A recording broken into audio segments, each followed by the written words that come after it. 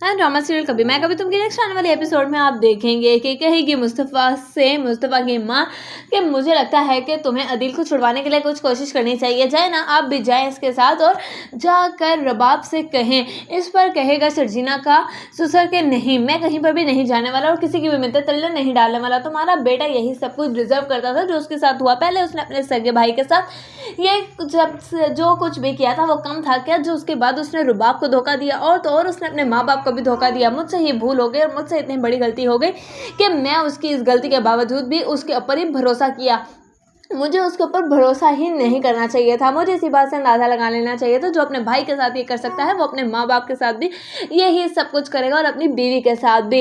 इसीलिए जहाँ पर वो इस वक्त है मुझे तो लगता है कि उसको वहीं रहने देना चाहिए। ना तो मुस्तफ़ा जाएगा और ना ही मैं जाऊँगा उसके लिए किसी से भी भीख मांगने के लिए या फिर उसकी बीवी के पास उसके हाथ पैर जोड़ने के लिए।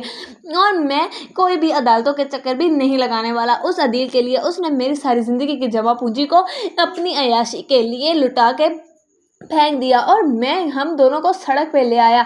मैं अब मज़ीद उसकी कोई भी बात नहीं सुनूंगा। अगर तो तुमने इस तरह की ही बात करनी है तो मुझे तो लगता है कि तुम्हें भी अदील के साथ ही अंदर होना चाहिए क्योंकि उसके इस जुर्म में तुम भी बराबर की शरीक हो। इस पर कहेगी मुस्तफ़ा की माँ कि किस किस्म की बात कर रहे हैं आप। इस पर कहेगा मुस्तफ़ा का बाप कि मैं बिल्कुल ठीक कह रहा हूँ। अदील के लिए अब हमारा घर के दरवाजे हमेशा के लिए बंद है और उससे मेरा कोई ताल्लुक वास्ता भी नहीं क्योंकि मैं उससे कुछ रखना भी नहीं चाहता।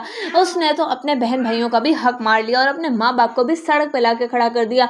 और रही बात रबाब की तो उसने कितना भरोसा किया था, उसके भरोसे वो अपना घर अपना बिजनेस सब कुछ छोड़ के चली गई और उसने तो उस सब का भी फ़ायदा उठाया और उसे लूट लिया, उसको बेच खाया और उसको ये शर्म ना आई कि वो उसी के टुकड़ों पर पलता है। इस पर कहेगी दिल की माँ कि मैं तो माँ हूँ ना, ठीक है अदील ने जो कुछ भी किया लेकिन मैं अदील को इस हाल में कैसे देख सकती हूँ। उस पर अदील का बाप कहेगा कि तुम्हें उसको इस हाल में देखना ही होगा क्योंकि ये सब कुछ तुम्हारा ही किया धड़ा है, तुम्हारी ही नाजायज़ उसकी हमायत ने उसको इतना चोर बना दिया कि वो गलत काम को भी सही समझने लगा और उसी के नक्शे कदम पर चलने लगा। मैंने उसकी तरबियत इस तरह की नहीं की थी जिस तरह का वो बन गया।